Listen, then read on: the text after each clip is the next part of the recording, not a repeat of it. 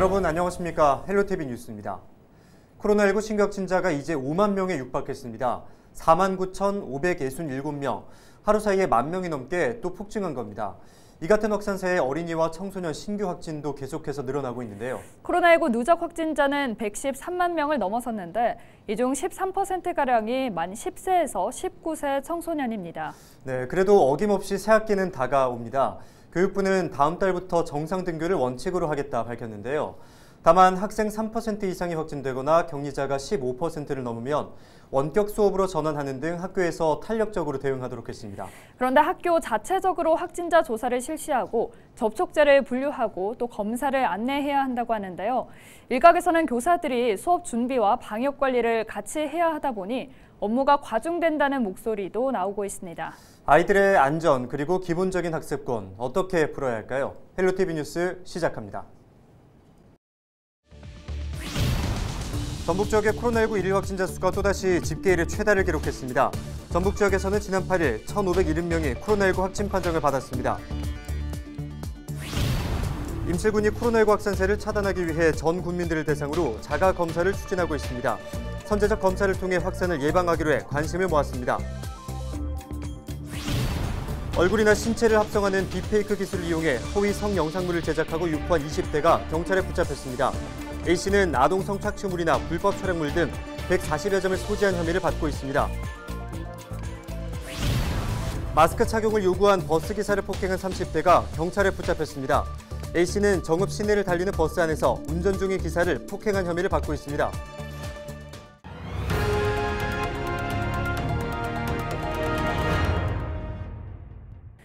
전북 지역 코로나19 일일 확진자 수가 또다시 집계 이래 최다를 기록했습니다. 전북 지역에서는 지난 8일 1,570명이 코로나19 확진 판정을 받았습니다. 지역별로는 전주 676명, 남원 95명, 부안 71명, 고창 70명, 정읍 51명 등입니다. 도내 누적 확진자는 24,551명으로 늘었습니다. 네, 이처럼 전국적으로 연일 코로나19 확진자가 가파르게 증가하면서 자치단체들의 고민도 깊어지고 있잖아요. 네, 그렇습니다. 임실군은 코로나19 확산세를 차단하기 위해 전 국민들을 대상으로 자가검사를 추진하고 있습니다. 선제적인 검사를 통해 확산을 예방하자는 취지인데요. 김남호 기자가 보도합니다. 임실군 관촌 면사무소와 광장입니다. 임실군 관촌 보건지소 직원들이 주민들에게 코로나19 자가검사 장비 사용법을 알려줍니다. 이쪽도 똑같이 하고 10번 이렇게. 이게 하나가 뭐 양쪽? 예, 하나가. 6, 7, 8, 9, 10번을 하시고 어머니 그냥 이렇게 꺼내지 마시고 이렇게 좀 누른 상태에서 쭉 이렇게 꺼내시면 코에 묻는 점액 같은 게 더 떨어지거든요. 임실군과 임실군의회는 코로나19 확산세 차단을 위해 전 국민을 대상으로 자가검사를 진행할 예정입니다. 이를 위해 임실군은 1억 5천만 원의 예산을 들여 3만 개의 자가검사 장비를 확보했습니다. 어르신들이 이 감기인지 알고 이렇게 그냥 그러고 지내고 있다가 이렇게 지금 발생하는 경우가 많아서 이번에 그 진단 키트를 갖다가 구입을 해갖고 신속하게 검사를 해서 이것을 갖다가 빨리 이제 코로나 문제를 해결하기 위해서 이렇게 했습니다. 65세 이상 어르신이 전체 인구의 38%에 달해 고령층이 많은 임실군. 임실군은 거동이 어려운 어르신들을 위해 12개 읍면사무소와 보건지소, 보건진료소에 자가검사 장비를 비치기로 했습니다. 전 국민 자가검사를 통해 코로나19 지역 확산을 줄일 수 있을지 관심이 모아지고 있습니다. 헬로티비 뉴스 김나옵니다. 전북 지역에서 이틀에 한 번꼴로 코로나19 방역 지침을 위반한 업소가 적발된 것으로 나타났습니다. 전북도는 도내에서 코로나19 첫 확진자가 나온 지난 2020년 1월 31일 이후 방역 지침을 어긴 업소와 시설 352곳이 단속에 적발됐다고 밝혔습니다. 지역별로는 전주가 105곳으로 가장 많고 군산 87곳, 익산 43곳, 완주 31곳, 정읍 16곳 순이었습니다. 이들 업소 대부분은 제한된 영업시간을 넘겨 운영하거나 사적 모임 인원을 초과한 단체 손님을 받았다가 적발됐습니다. 네, 코로나19와 같은 감염병뿐만 아니라 또 사람과의 관계 속에서 우리는 스트레스와 많은 질병을 안고 사는데요. 정읍에서는 농사나 식물을 활용해 몸과 마음의 건강을 회복하는 치유농업 육성을 위한 첫 단추를 꿰습니다. 정명기 기자가 보도합니다. 작은 텃밭에 모인 7, 80대 치매 어르신들. 직접 꽃을 심고 꽃향기를 맡으며 기억 속의 아로새깁니다. 앵무새 농장에 들러 교감을 나누기도 하고 직접 캔 미나리로 음식을 만들어 맛과 향을 경험합니다. 이렇게 다양한 동식물과의 교감으로 일상에 지친 몸과 마음을 회복하는 이른바 치유농업에 정읍시가 본격적으로 뛰어들었습니다. 지역 특성에 맞는 치유농업 계획과 정책을 수립하고 제도와 기반 시설도 갖춰나가기로 했습니다. 정읍의 농업 농촌 자원을 활용한 치유와 힐링 공간을 마련해 과도한 경쟁과 코로나19로 지친 시민들의 정신적, 육체적 건강에 도움이 될 수 있도록 힘쓰겠습니다. 지역 대학과 농협도 힘을 보태기로 했습니다. 농협 측은 현장에 적용할 기반 조성과 서비스 제공을 위한 사업 등을 지원하기로 했고 사자일체가 돼서 대한민국에서 가장 좋은 선도 모델을 만들어서 전국적으로 확산시키도록 최선의 노력을 다하겠습니다. 전북대학교는 교육과 훈련 과정을 지원하고 전문 인력을 양성하기로 했습니다. 도시농업 관리자 양성 도모 등 치유농업 연계한 프로그램을 기술 개발하여 정읍시 치유농업 확산에 체계적 기반 마련이 될 수 있도록 노력하겠습니다.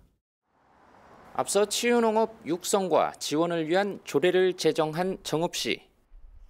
앞으로는 자연과 함께 사람이 행복한 농업활동 개발과 보급에 집중하겠다는 방침입니다. 헬로티비 뉴스 정명기입니다.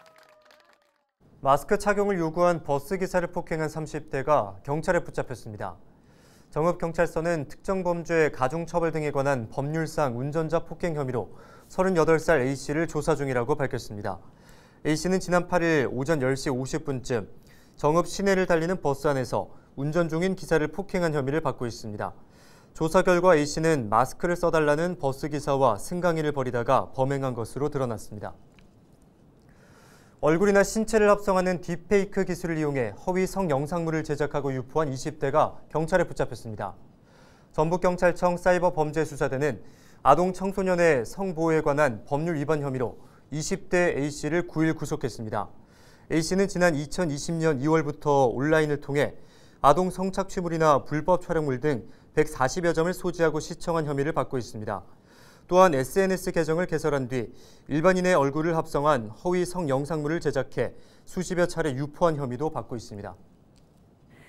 심덕섭 전 국가보훈처 차장이 고창군수 출마를 선언했습니다. 심 전 차장은 9일 고창군 해리면 동호리에 노을대교 건립 예정지에서 기자회견을 열고 고창의 인구 소멸을 멈추고 꿈과 희망, 생명의 땅으로 다시 일으켜 세우겠다며 출사표를 던졌습니다. 공약으로는 노을대교 주변 연결도로 확장과 정비, 편안한 농어업, 고루 잘 사는 농어촌 조성, 청년이 돌아오는 고창, 임기 내 예산 1조 원 시대 등을 내놨습니다. 정통 관료 출신인 그는 전북도 행정부지사와 국가보훈처 차장 등을 역임한 뒤 지난 2018년 퇴임했습니다.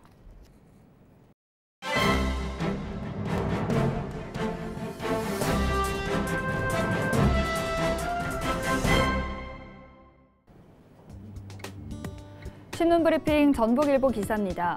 한국수력원자력이 새만금 수상태양광 발전사업 기반 시설인 345kV 송변전설비 건설 사업을 진행하면서 정부 부처와 맺은 업무 협약을 이행하지 않고 사업을 축소 진행하려는 움직임이 관측돼 정부의 적극적인 개입이 요구됩니다. 일각에서는 한수원이 협약을 어기고 1.2기가와트에 대한 개통 연계 사업만 진행할 경우 한수원에 부여한 300메가와트 규모 사업권을 축소시켜야 한다는 목소리도 나옵니다. 2018년 10월 정부 부처를 비롯해 새만금 개발청, 군산 김제시, 부안군 한수원은 새만금 재생에너지 사업 인프라 구축을 위한 업무 협약을 맺었습니다. 이 자리에서 한수원은 2.1기가와트 규모 태양광 발전 사업에 대한 인허가와 345kV 송변전 설비 건설 사업을 오는 4월까지 마무리하기로 약속했습니다. 한수원은 그 대가로 2.1기가와트 중 300메가와트 수상 태양광 발전 사업권을 가졌습니다. 그러나 한수원은 이번 345kV 송변전 설비 건설 사업을 1.2기가와트 규모에 맞춰 진행하고 0.9기가와트에 대한 개통 연계 사업은 2단계 사업 이후로 미루려는 움직임을 보이고 있습니다. 한수원의 이사회 결과에 업계는 예산 낭비와 사업 차질을 우려하고 있는데요. 이는 네 기관이 부담하는 공동 분담금 증가로 이어지기 때문입니다. 지금까지 신문 브리핑이었습니다.